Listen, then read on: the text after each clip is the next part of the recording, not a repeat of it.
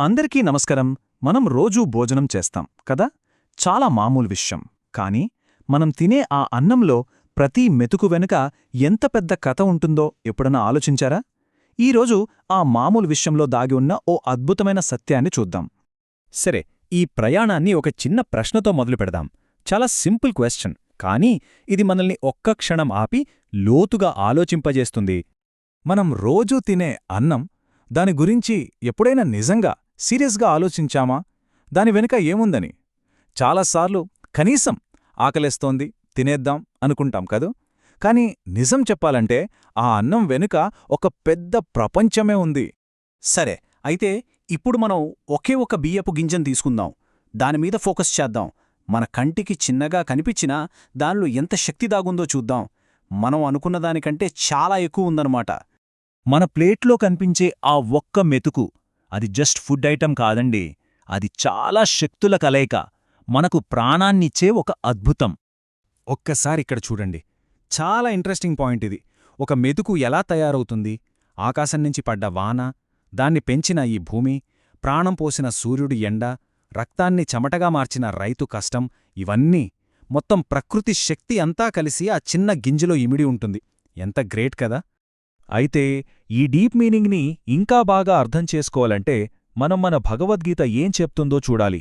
ఎందుకంటే గీత మనకొక secret reveal చేయబోతోంది.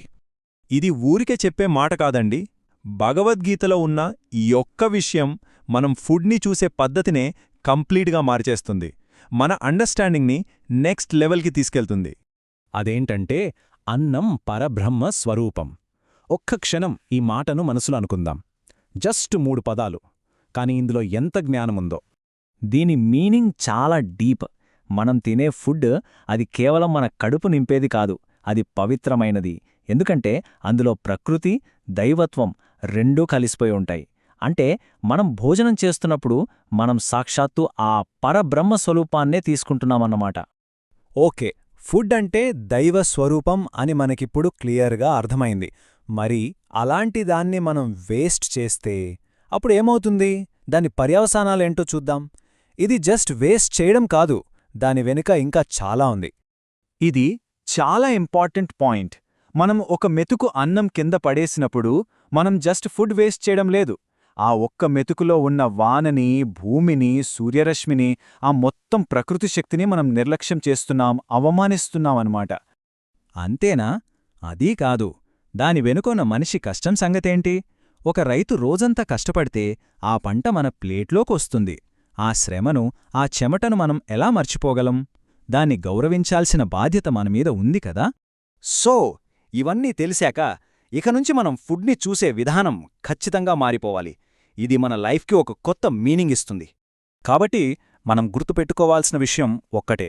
మనం తింటున్నది కేవలం మన శరీరాన్ని నింపే ఆహారం కాదు. మనం స్వీకరిస్తున్నది సాక్షాత్తు ఆ దైవస్వరూపాన్ని. ఈ ఫీలింగ్తో భోజనం చేస్తే అది భోజనంలా ఉండదు, ఒక పవిత్రమైన యజ్ఞంలా అనిపిస్తుంది. సరే, ఈ విశ్లేషణను ఒక ప్రశ్నతో ముగిద్దాం. ఇప్పట్నుంచి మన ప్లేట్లోని అన్నాన్ని చూసినప్పుడు మనకు ఏం కనిపిస్తుంది? కేవలం కడుపు నింపే కొన్ని మెతుకులా? లేక ఆ వర్షం, ఆ భూమి, ఆ సూర్యుడు, ఆ రైతు కష్టం, ఇలా ప్రకృతి, దైవత్వం రెండింటి అద్భుతమైన కలయిక కనిపిస్తుందా? ఒక్కసారి ఆలోచించండి.